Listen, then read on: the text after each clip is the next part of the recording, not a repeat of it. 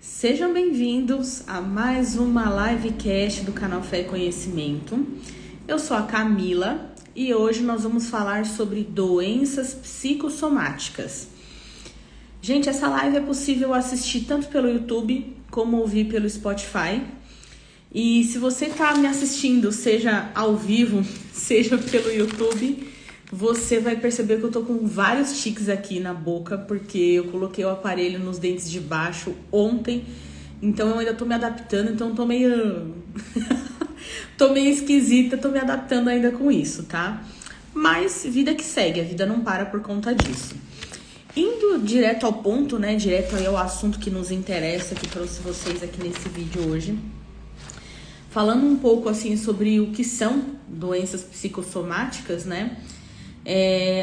As doenças psicossomáticas são quando sintomas físicos são de origem emocional, ou seja, quando por causa de algum fator emocional acabam surgindo sintomas físicos, né?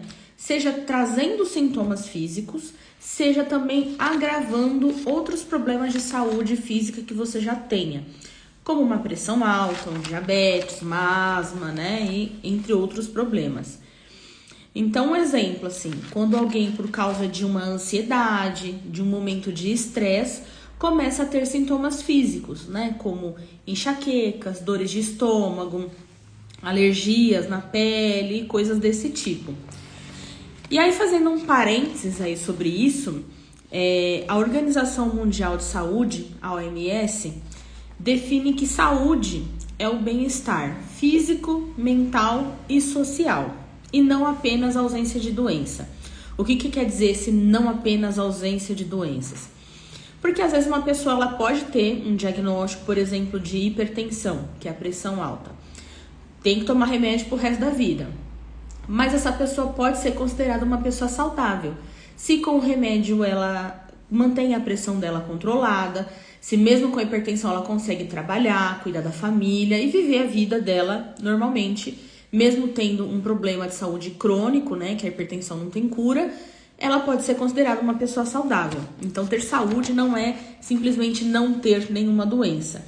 Mas ter saúde envolve todos os aspectos, tanto físicos como mentais, como sociais também, né? Então, a nossa saúde é definida pelo geral, não simplesmente não ter doença. Precisamos estar bem, tanto físico como emocionalmente. E esse assunto, gente, das doenças psicossomáticas, eu quis trazer esse assunto para vocês porque quase todos os adultos, se não todos, né, e muitos adolescentes também, se não todos, né, aí a partir de, 12, 13 anos de idade em diante, já passaram ou passam por isso, né, ou já tiveram algum sintoma físico que foi causado pelas emoções, né, teve aí uma dor de cabeça, uma dor de estômago, algum problema físico que foi causado por um estresse, uma ansiedade, entre outras emoções, né, outros sintomas. Ou algumas pessoas ainda estão lidando, né? E muitas pessoas sofrem com isso, sofrem com sintomas físicos, sem saber que a causa desses sintomas é emocional. Então, tem pessoas que têm passado por problemas de saúde física, né? E acabam procurando o médico, vai em vários médicos, faz vários exames, faz várias coisas e não encontra uma causa, né? É porque essa causa pode ser emocional. Significa que se eu for em vários médicos, vários exames, é uma questão emocional, é uma doença psicossomática? Não necessariamente, gente, eu não posso generalizar isso, tá? Mas eu também não quero desmerecer também o problema que cada um tá vivendo. Mas é que tem muitas situações em que as pessoas elas não aceitam que a causa daquele problema pode ser emocional, sabe? Seja por vergonha, seja por medo, seja por, várias coisas assim. Principalmente no meio cristão, né? Muitas pessoas ainda têm um preconceito com essa questão da saúde mental, de usar um medicamento, um antidepressivo, um ansiolítico, mas às vezes é a situação. Então, às vezes pode sim ser o problema emocional. Autoconhecimento. A Simone Paiva tá participando aqui, a doutora Simone. Seja bem-vinda, Simone. E tá comentando aqui que autoconhecimento é tudo e terapia é libertador. Então, gente, fica aí a dica que não é só minha, né? Apesar de eu vir aqui falar isso pra vocês hoje, né? Tem mais gente que vive e experimenta isso também, tá? Eu também não quero desmerecer, gente, porque eu sei que tem profissionais e profissionais em todas as áreas. E tem muita gente que fica assim, você vai no médico, o médico fala que tudo é emocional. Tem profissionais que não avaliam bem, então assim, eu não quero entrar nesse mérito. O meu ponto é que muitas vezes existe um problema físico que é causado por um fator emocional e a gente não aceita, né? Então o meu objetivo não é dizer que tudo é emocional, mas alertar vocês da importância de cuidar da mente, porque geralmente é aonde a gente negligencia. A gente sempre ignora os cuidados com a saúde mental. Por preconceito, por medo, ou porque a gente não quer tratar, acha que não tem nada a ver. Para vocês terem uma noção, eu conheci eu falo irmã porque eu conheci na igreja, né? Uma irmã que eu conheci na igreja, ela tava com desconforto abdominal terrível. E ela foi no médico, ela foi mais de um médico, mais de um especialista. Fez vários exames aí dessa região do abdômen, tomografia, raio-x, endoscopia, fez um monte de coisa e não achou nada. Não achava nada e o médico passava remédio aí para os sintomas, para enjoo, para dores, para tudo. E nada também, algumas coisas amenizavam os sintomas, mas nunca resolveram de fato o problema que ela tinha. E aí, na igreja a gente conversou um pouco sobre esse assunto, sobre as doenças psicossomáticas. E o médico dela já tinha prescrevido, prescrevido não, né, gente? Conjugação do verbo aqui, mas enfim.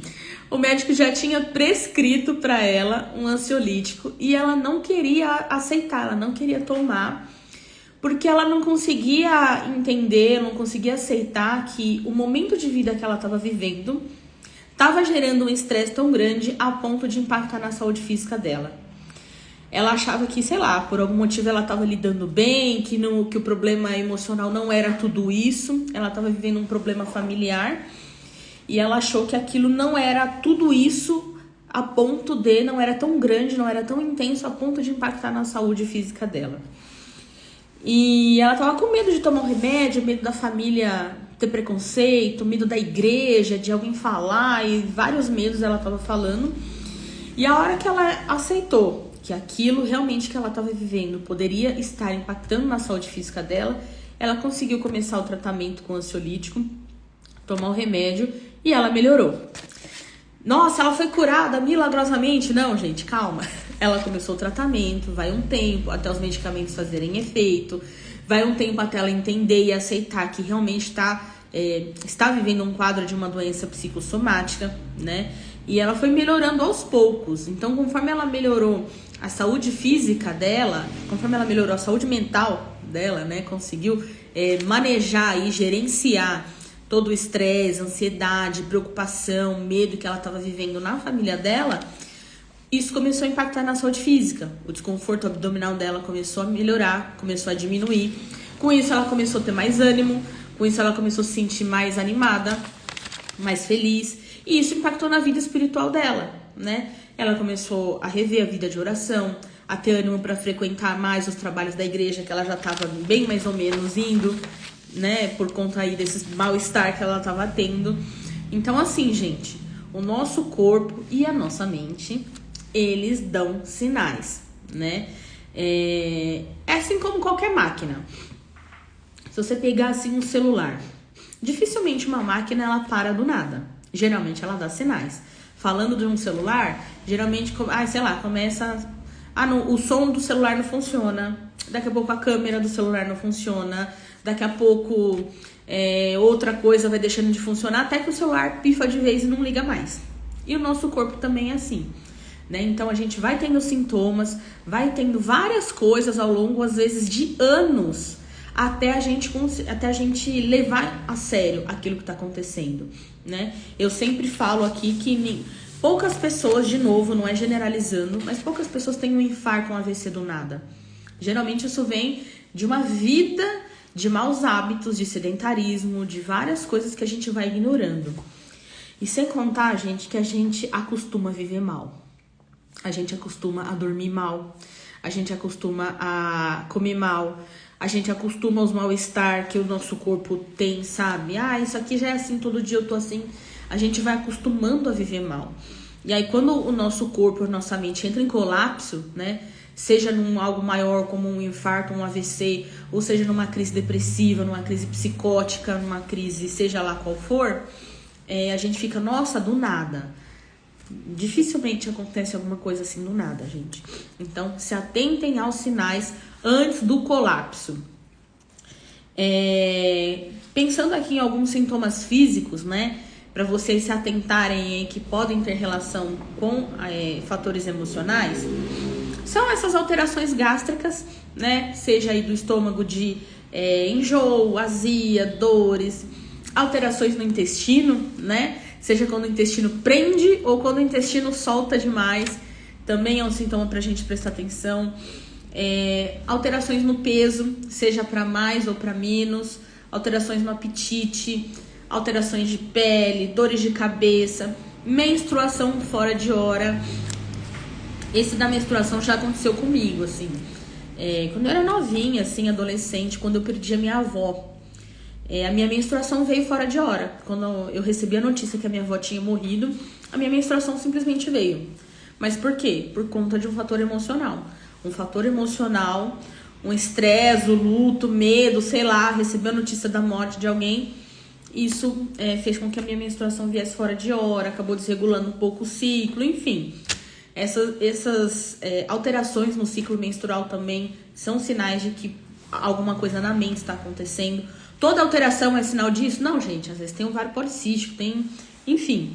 Mas são coisas que a gente precisa se atentar. Então, assim, sintomas emocionais também que a gente pode se atentar aí, que pode estar começando a acontecer alguma coisa. Desinteresse, né, pelas atividades rotineiras, né? Não consigo fazer a comida para minha família, não consigo cuidar da minha casa, não consigo dormir, ou quando durmo não consigo acordar. Irritabilidade, comer por fatores emocionais, né? Ou a fome emocional. A fome emocional, gente, é quando a gente tem uma vontade de comer algo específico. Tipo, estou com fome de pizza. Isso é uma fome emocional, porque quem tá só com fome consegue comer um arroz, uma salada, uma carne grelhada, consegue comer um pão, né? Alguma coisa assim simples. Mas quando a gente tá com alguma fome específica, né?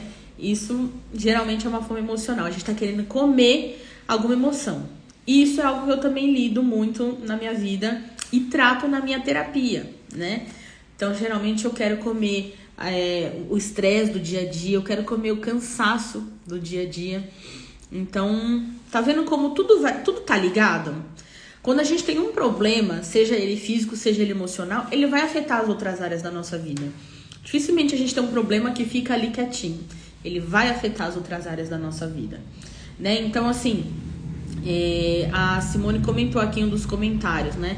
Doenças como rinite, herpes, infecção urinária, gastrites, as alergias, enxaquecas, né? E outra coisa também, assim como os fatores emocionais podem impactar na saúde física, a saúde física, né, ou doenças físicas podem impactar na saúde emocional. Um exemplo disso que eu acompanhei foi um homem que começou a apresentar um quadro depressivo, sabe? Muito desânimo, tristeza, irritabilidade, não tinha vontade de fazer nada, de ficar com a família, de ir pra igreja, de trabalhar, só queria ficar deitado assim, esperando a morte chegar. Vida vai, vida vem, procurando acompanhamento médico, fazendo um check-up, descobriu-se que ele estava com os níveis de testosterona abaixo do normal, abaixo do que deveria para a idade dele. E era por isso que ele estava com esses sintomas. Então, ele não tinha depressão de fato, ele não tinha um quadro ansioso, ele tinha uma deficiência hormonal, a princípio, né? Que aí ele começou a repor o hormônio e ele começou a melhorar, né? Nossa, ele tomou hormônio e ficou curado? Não, gente, calma. Tudo é um processo. Mas para resumir para vocês, sim, ele começou a tomar hormônio e todos esses sintomas começaram a melhorar. No caso desse problema específico, né, da baixa de testosterona, o homem apresenta vários sintomas. Ele não estava apresentando todos os sintomas disso. Então, até isso, às vezes ele apresenta 1, 2, 3 sintomas de, sei lá, vários que tem lá, se você dá um Google aí sobre isso, né? Mas quando foi pedir o exame para ele, os exames clínicos, né, foi constatado. Então, questões físicas influenciam em questões emocionais e vice-versa. Por isso que a gente tem que se cuidar por inteiro. Geralmente a gente negligencia aí a saúde mental, mas a gente precisa cuidar de tudo. Aí, no caso, essa pessoa procurou ajuda na saúde mental e a saúde física estava meio mais ou menos, e no final era um fator de saúde física, né? Então, precisamos nos atentar. Que tipo de problema, que tipo de situação, assim, que pode causar, que pode trazer uma doença psicossomática, né? Qualquer situação da vida rotineira. Luto, né? Ou seja, a perda de uma pessoa querida, mudança aí nos padrões de relacionamento, uma pessoa que estava namorando e agora ficou solteira, que o casamento acabou, um divórcio, uma sobrecarga. Então, é muito comum em mulheres, em mães, né, que mãe trabalha fora, tem uma rotina intensa no trabalho, chega em casa, tem filho, tem marido, tem a casa para cuidar.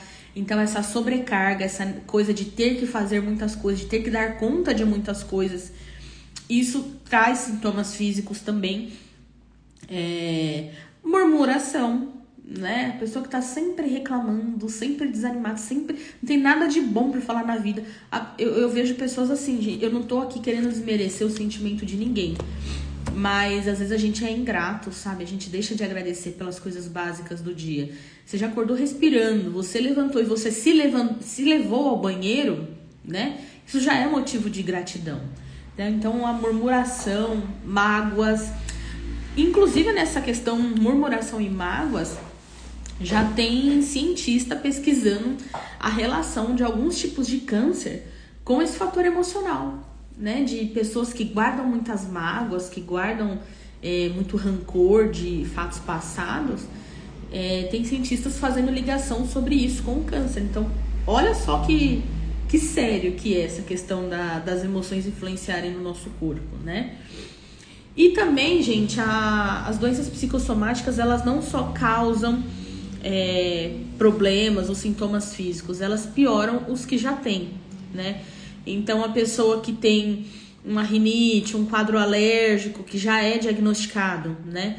Quando passa por um estresse, uma ansiedade, um luto, uma perda aí, algo que vai exacerbar muito a questão emocional, pode atacar a doença.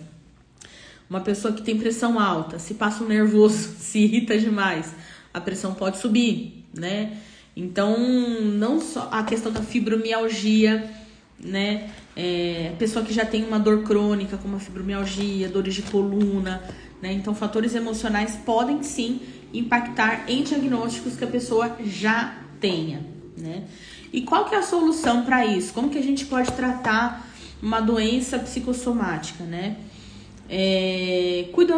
A princípio, vamos começar a falar aí, cuidando do corpo, né? Fazer um check-up, fazer os exames de rotina, procurar um médico, investigar causas físicas mesmo. O primeiro passo, a gente acaba sempre investigando causas físicas, né? Mas fazer aquele basiquinho também, sabe? Que eu sempre falo.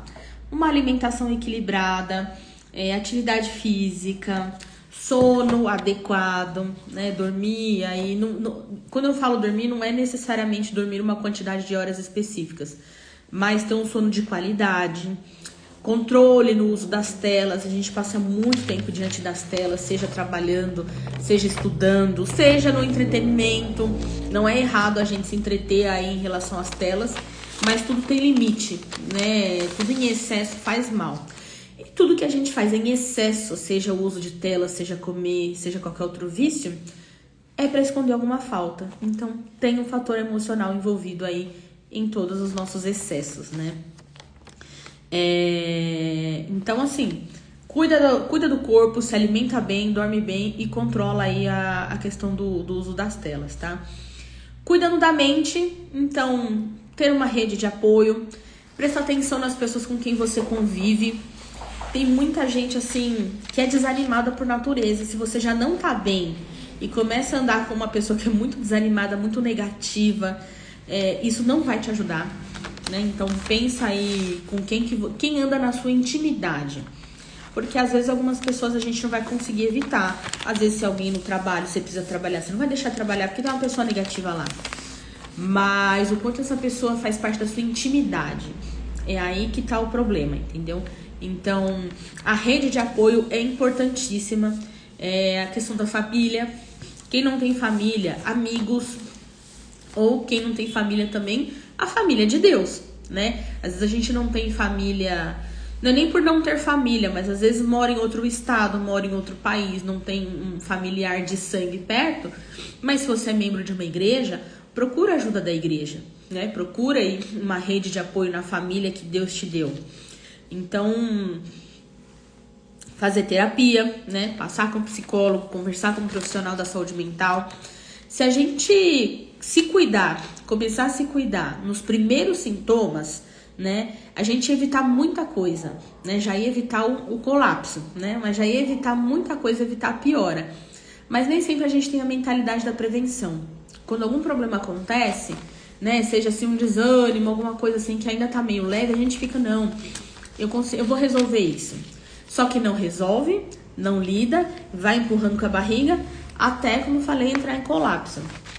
Então, se a gente começar a mudar a nossa mente para adquirir essa mentalidade de prevenção, muita coisa a gente consegue evitar, né?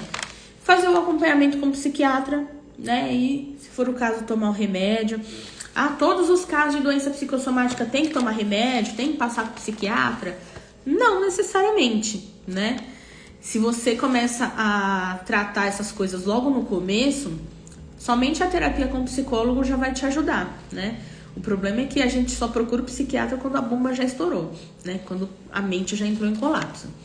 Mas já passando com o psicólogo, o psicólogo já consegue te ajudar a identificar e tratar esses fatores emocionais que estão impactando na sua saúde física. Com isso, você já vai ter alívio dos sintomas, né? Melhora na sua qualidade de vida e, de novo, vai prevenir que o problema piore ou que surjam outros problemas. E aí, aqui a dica bônus, né? Só antes dessa dica bônus, eu tô falando aqui do psiquiatra, né? Do psicólogo. Tomar remédio, gente, não é falta de confiança em Deus, pelo amor de Deus. Tomar remédio é usufruir da graça de Deus através da medicina, através da ciência, através da farmacologia. Então, Deus deu inteligência e capacidade para o homem para que a gente possa desfrutar. É um modo de usufruir da graça de Deus. Já pensou se a gente não tivesse remédio de pressão alta, não tivesse remédio para dor, analgésicos, não tivesse remédio para diabetes, não tivesse remédio para asma, né? A expectativa de vida não ia passar aí de 30 anos. 40 se muito. Então, graças a Deus pela medicina, pela ciência, isso é uma graça de Deus que a gente possa usufruir de tudo isso. E é graça de Deus também a gente poder usufruir desses medicamentos.